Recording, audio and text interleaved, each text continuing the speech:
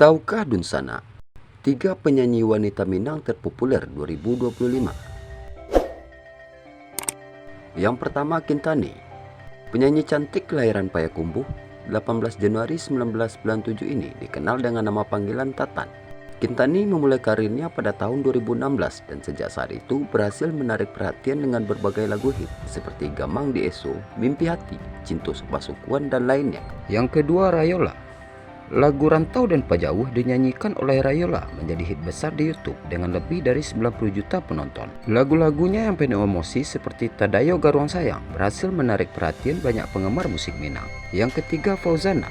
Penyanyi yang lahir dan dibesarkan di Sumatera Barat ini dikenal dengan suaranya yang khas dan kemampuannya menginterpretasikan lagu-lagu Minang dengan sangat personal.